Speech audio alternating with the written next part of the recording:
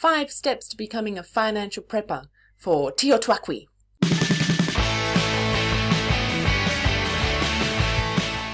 Alright, a very big welcome to the channel. We like to talk economic depressions, also known as TEOTWAKWI. Am I pronouncing that right? Anywho, let's dive in. Why might you consider becoming a financial prepper? Well, I've listed some reasons here. I go into these in detail in another video, but in a nutshell, the global economy is in a big pile of doggy doo-doo for the foreseeable future. But the good news is that we all still have time. The big crash won't happen until maybe late 2020, probably more like 2021. So if you're thinking, yeah, okay, this might be a good time to start prepping, great! Step numero uno, you'll need to clear all your personal debt. This is something I harp on and on about on this channel. Clear your debts. Crisis world is coming, people. It's going to be even harder to pay all that stuff off from 2021 onwards. The good news is that now, in 2020, we all still have time. Governments are handing out stimulus checks like it's going out of fashion. A lot of people still have their jobs. This is going to change, so clear your debts. Good time to mention that I'm not a financial advisor. I have 0 experience and no training in the financial sphere. My money is invested where I can see it in my shoe collection, so please don't take this as financial advice. Step number 2, start saving for your emergency fund.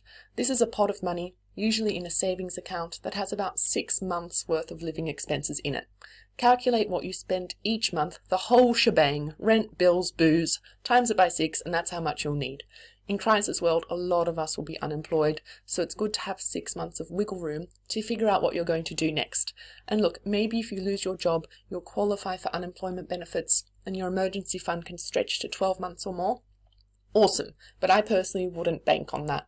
Now, if you don't have any money saved at the moment, you're going to need to start. Yes, it's boring. Yes, you need a lot of discipline to do it. Set up a savings account, and every time you get a paycheck, immediately deposit 30% into your savings account, or 20%. 10% might be too little if you literally have no savings in mid-2020. Tough times are coming, people. But again, not financial advice. Step number 3, hedge your sources of income. Most people rely on themselves and themselves alone to generate income. There's no massive inheritance, no real estate empire, no music royalties, it's just you. So to financially prep, you need to work on gaining not just 1, not just 2, but 3 or 4 marketable skills. Have your career, the thing you do Monday to Friday, great, but upskill in other areas too. There's literally thousands of marketable skills you can learn. See how I stress that word marketable? Here's some. And here's some more. Pick 3 or 4 of these. Learn them. Go on YouTube, learn as much as you can from the free platforms. Then go to teachable.com or somewhere else that does online courses and upskill. If you can't do it online, like, I don't know, learning how to fix a leaky roof or something, go on to Check a Trade, find a roofer in your area, call them and see if you can do an internship. Out of your 4 skills, have at least 1 that is truly international, like programming, online marketing, underwater welding, a musical instrument, so that if you had to leave your country, you'd have a skill that has some value in the new digs. This step of hedging your skills is, in my opinion, the one that's going to separate the financial survivors from the rest in the post-2020 world. Even if you haven't done the first 2 steps of financial prepping and you don't do the last 2, if you can leverage marketable skills here, there, everywhere and all around the world, you will always find work, you will always have an income, and the rest won't be so fortunate. Step number 4, have some cash in your home. What would you do, for example, the ATMs/cash points stop working?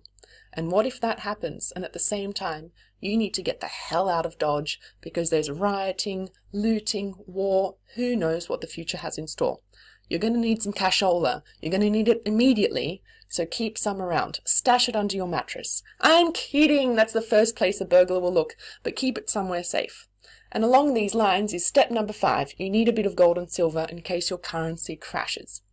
This is an extreme example, but what are you going to do if the price of a can of soft drink goes to $1 trillion? It's happened in places like Zimbabwe and Venezuela. If hyperinflation hits, everyone around you, including yourself, is going to start thinking, yeah, this whole currency thing is stupid. And then people stop using it. And this can happen a lot faster than people realize.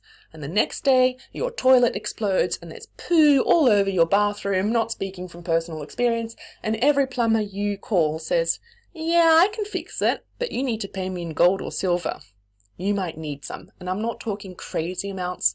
Buy like $500 worth of gold or silver or both, and keep it safe in your home for a rainy day.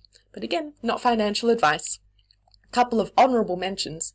Consider buying a little bit of Bitcoin or another cryptocurrency, maybe $50 worth, just in case. And plan. Real preppers, the survival in the wilderness ones, they have plans for pretty much everything.